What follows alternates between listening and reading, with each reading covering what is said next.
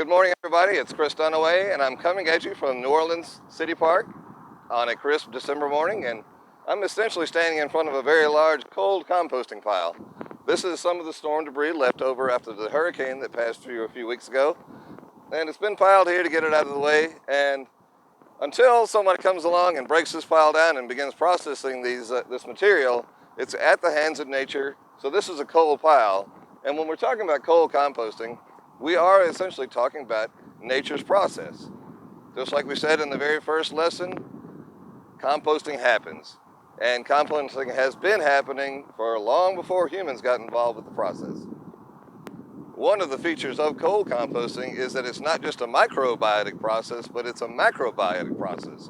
There are plenty of macroorganisms that are going to come along if this is left alone and are going to help this pile break down without it taking forever.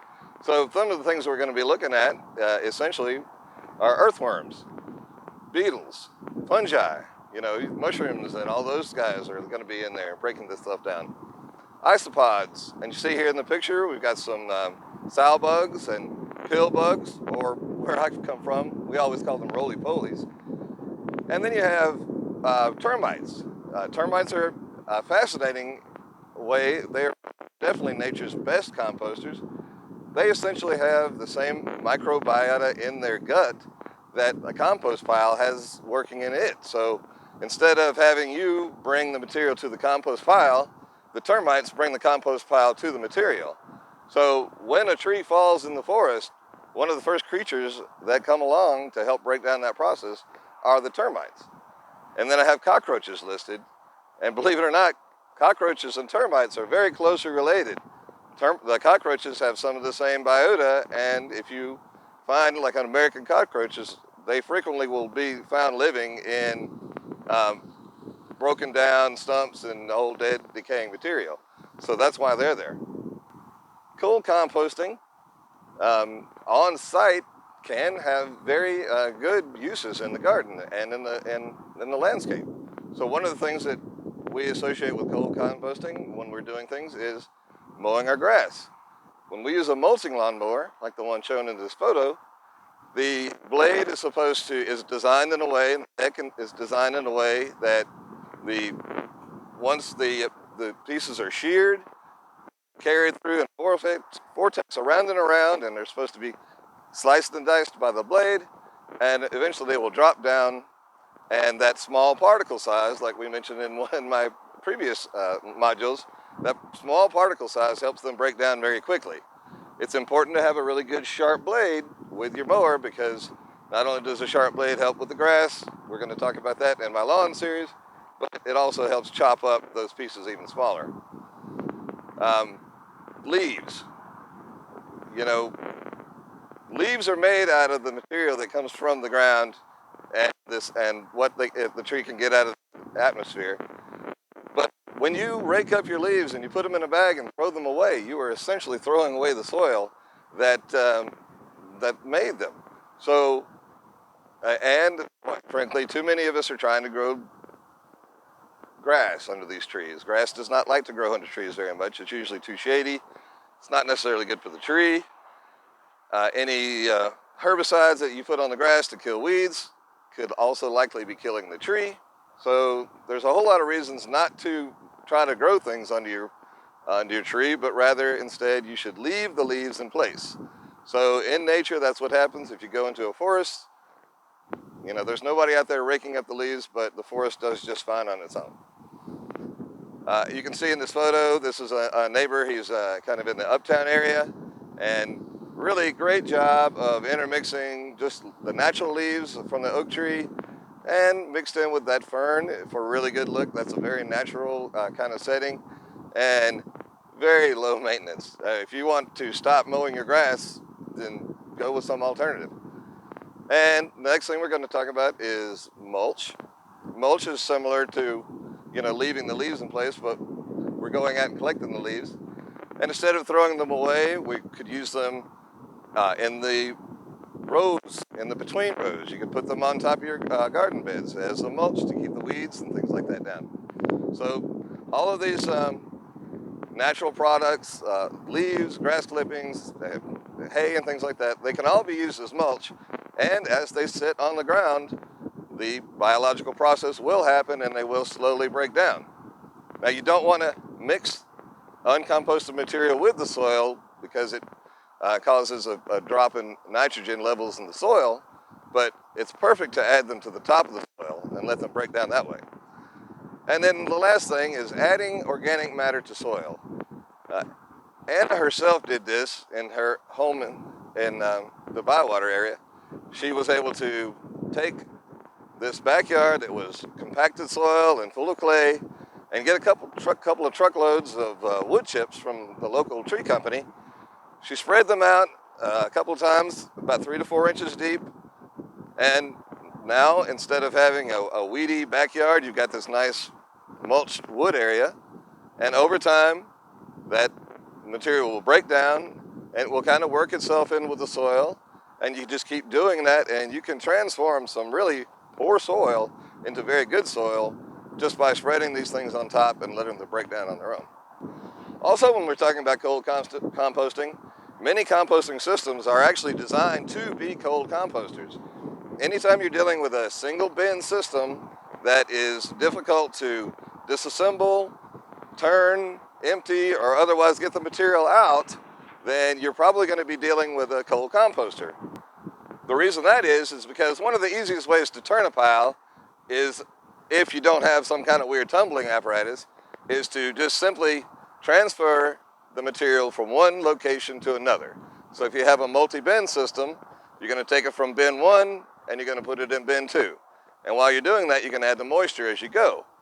If you have a system like the ones that I usually like to build, you can disassemble them. So you can either just pull it up over the top, or you can take it apart or open it up, or some way you can take the thing and take it from here and set it up right next to it so that you have the pile. Now you just refill the bin that you just emptied.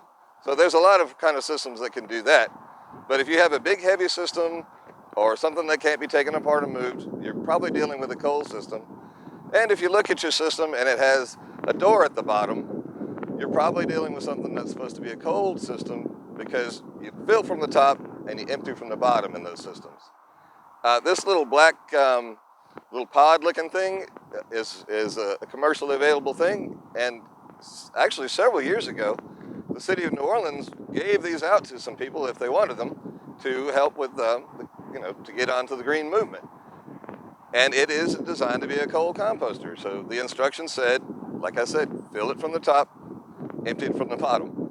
Now, the good thing about this one is it's lightweight and open from the bottom. So when I actually had one, when it came time to turn it, because I wanted a hot system, I would just pick the whole thing up and all the stuff would come right out, move it next door and do it like that. So it can be a cold or a hot system. But yeah, let's be honest. Plenty of us start off with the best intentions. We get our pile, we maybe even go purchase the top of the line composter. We get our nitrogen carbon ratio just right. We get the moisture just right. We even bought ourselves a $50 composting thermometer. We put it all together, and then life happens and we kind of forget about it. So it's possible that pile hit thermophilic phases and got to the temperature once, or maybe even a couple times if we stirred it. But then, we lingered, things didn't happen, we didn't turn it, we didn't aerate it, we didn't add moisture, so it actually went to a cold pile. Well, this is okay, it happens, but you can't really count on it. Even if it went to the thermophilic phase once, you can't count on it to have sterilized the soil, because as I think Dr. Joe mentioned, the outside material is really just there to insulate the inside material. So you have to kind of keep stirring that into the center to make sure it all gets sterilized. But, when we're talking about all the hot composting versus cold composting and all the things you can and can't do, the good news is that cold compost still can be used in a lot of places in our garden. Two of the best places is, say, around ornamental gardens. So many of the ornamental plants that we're dealing with don't have some of the same problems with disease and aren't nearly as susceptible and I guess fragile as some of the vegetable plants. So you can use that material in a bed of ornamentals, and it's also really good as an overtopping material for your lawn, especially if what you're composting is primarily lawn clippings and the leaves from your local trees anyway. So those are some really good uses for that compost. The good news is that cold composting can still be used in a vegetable garden with some exceptions. First of all, if you're a farmer and you intend to sell the vegetables, you do have to comply with USDA and the Food and Drug Administration guidelines on composting. And for right now, that means no cold composting. So you do have to reach those thermophilic phases with hot composting, and all that's got to be recorded and such and so on. So no on that. And because you're not reaching that thermophilic phase to kill the disease and unwanted seeds, you do have to be careful what you put in there. So no disease organisms, no plants with diseases, and no seeds of any kind. So no, don't throw your bell pepper in there from the dinner you just had, because every one of those is going to try to grow. And also no manures and things like that. No animal manures. Again, you could have disease, so you don't want to risk that, and make sure you with the cold composting. And the good news, and one of the reasons why so many of us actually end up being cold composters, is because cold composting is a pretty simple process. There's two parts to it. You take the material and you put it in a pile or some kind of composting system. Now, it is, if you can, it's a really great idea to follow all of the guidelines that we've laid out in this course so far. So nitrogen-carbon ratio, particle size, moisture, things like this. Those are all going to help this process go faster and will give you a better finished product in the end. Then, once you've got the pile assembled, all you have to do is wait. It's going to do it on its own. The process is going to happen. The length of time it takes to get the finished compost in a cold pile depends on a lot of things. It depends on what you put into the pile. So again, that carbon nitrogen ratio is going to be important. It's going to depend on how well you process the particles to get them to the right size, the moisture level in the pile, the design of the composter, and even the ambient conditions outside will have an effect on how long it takes. There is, unfortunately, no reliable way to tell how long it's going to take to get finished process in a cold pile. More good news is that really it doesn't have to take that long. All those graphs and charts that we showed you in the other lessons were all very nice scientific research projects, which means that they were under controlled conditions. And in controlled conditions, you try to set up replications where only one factor changes from one test to another. So in those situations, they controlled every single input. They controlled the moisture. They controlled this and that and the other. So there was no external forces coming in to help them break down their pile. So in that kind of situation, it's going to take an extremely long time to break down the pile. But fortunately, in the real world, there are plenty of outside forces trying to get in there and cause this. Entropy happens. Things are trying to break down. So piles or composters with open bottoms are going to allow all these macroorganisms that we talked about earlier to get in there and start that process and really speed it up. So yeah, I am a perfect example. I started off with the pile and it was going really good. I turned it 3 or 4 times. I know I got up to temperature. And then I started doing work on the house and everything, and I didn't really have any need for it. It sat out there. Now if I go dig in that soil, and I did, by the way, just keep continually adding to it. Any vegetable scraps I had, I just threw them in there. And now if I go out there and rake the soil aside, it's just full of earthworms. I mean, there's so many worms, it's incredible. But then all the things, even the termites will get in there. Left unchecked, the termites will take care of this pile, no problem. So again, it doesn't really have to take as long because all these things are going to happen. If you are going to have a cold compost, make sure that it has an open bottom so that all these things can get in there. Cold composting does require very little management. That's what we're talking about here.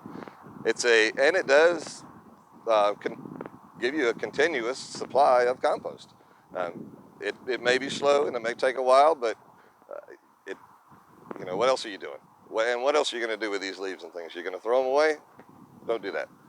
Now, this is a neat little design here. I want to show you. This is kind of like a neat little pot that one of my master gardeners sent in. This is a half-buried container, and you put out in your garden, and you put in your table scraps and things like that. You know, again, your kitchen scraps, not your table scraps, but the uncooked portions of the vegetables you didn't use. And you just put them down in this, you put the top back on, and the things break down. It gets released into the soil as nutrient, and it's a really great little system. And it'll never fill up. Everything just keeps constantly going down. If it ever did, then you just would scoop it out or take the bucket out and empty it and put it back in. But really neat little way to do some cold composting. There's lots of different systems for cold composting. But anyway, you can compost or you can throw it away, but I like to cold compost. Now there are a couple of cons. I think I've already mentioned these already. It does not reach the temperatures we're talking about with a hot pile, so it doesn't kill pathogens. It doesn't kill any of the weeds, disease, or anything like that. There's no predicted finish date. It does not meet the USDA and Food Administration standards. And it could produce coarse composted because it's not getting stirred, it's not getting broken apart. But that's easy to correct. If you don't like it, you can sieve it or something like that and get it finer. So anyway, don't let all of the stuff that we talked about earlier dissuade you from trying composting. You know, anything is better than nothing. And if you're just bagging up your leaves and putting them on the curb to throw away, you know, you're missing out.